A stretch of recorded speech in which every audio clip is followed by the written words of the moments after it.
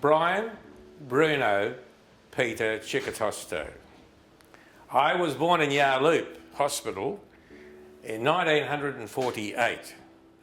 We lived in Waroona. The family spread quite quickly throughout that area, and in 1954, when I was 6, we moved to South Terrace, Fremantle. And that's where my love for football actually started, because in 1954 was the end of the South Fremantle's golden era. And Dad said to me that we're going to a place where the most successful and the best football team in Australia plays, Fremantle.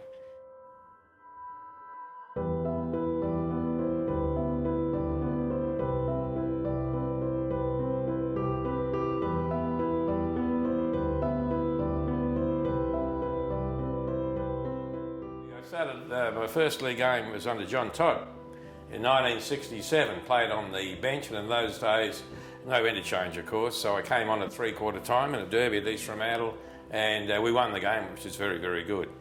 My first league game was about 3 or 4 weeks later when we played East Perth here. East Perth were undefeated. We were in second spot. It was a top of the table clash. There was over 16,000 people crammed into Fremantle Oval for that game there. I played mainly because Charlie Osmetti had glandular fever, and so I took his spot. Fairly good debut. I kicked 4 goals and played on Dobby Graham, who was a state back pocket player, and so that was the start. Start of about 11 years. I started in 67. I finished in 77, but I made a comeback in 78, last game of the year.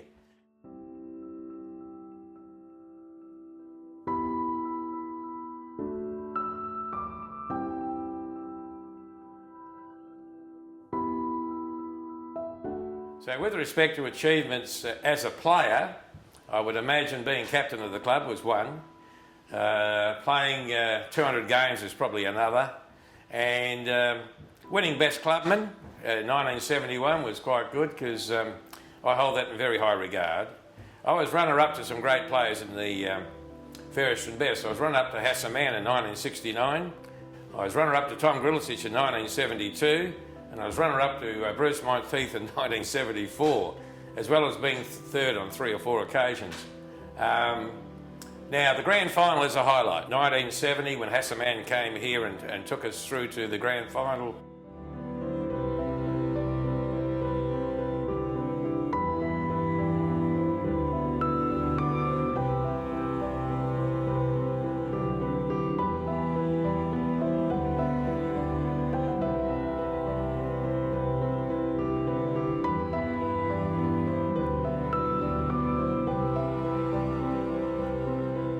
At 5'7" to have a shot.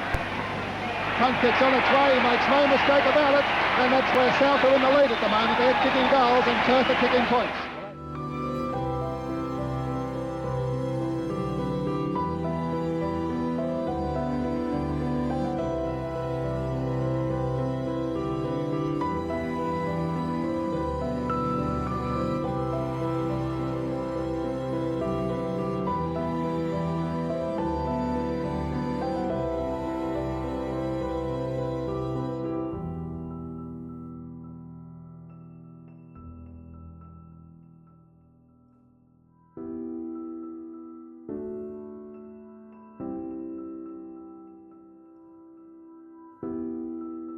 We hadn't beaten Perth at all in 4 encounters during the year.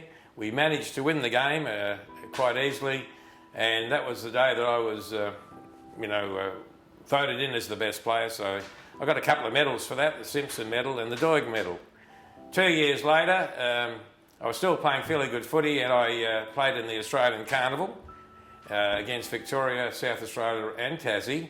And at the end of the Carnival, I was selected in the All-Australian side, which didn't go there to be selected in the All-Australian side, but to be number 2 to Lee Matthews, who's regarded as the best footballer of all time, was quite an achievement.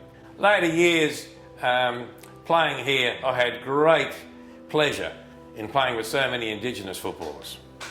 In 1972, when Sebastian Rioli came down from Melville Island, He was one of the best footballers I've seen, talent-wise. But he opened the floodgates to the introduction of Aboriginal footballers, not only at South Fremantle, I believe, for the waffle competition, and playing with the greats from Melville Island and Benny Vagona, Basil Campbell of the Riolis, and then of course up from Cogen up came Stephen Michael, and we had so many great players. And that was a pleasure of mine because I was captain in '75 when Maurice Rioli, Basil Campbell and Stephen Michael started their league careers. Anyone asks me what the greatest highlight I've had in football, right, is my involvement with Aboriginal footballers and promoting them as footballers here at grassroots level and then going on to AFL. So we've been a cosmopolitan football club for many, many years. When you read the best players in this club, there are Italians and there's Croatians, etc., abound everywhere. So South Fremantle has been a club that I'm very proud of.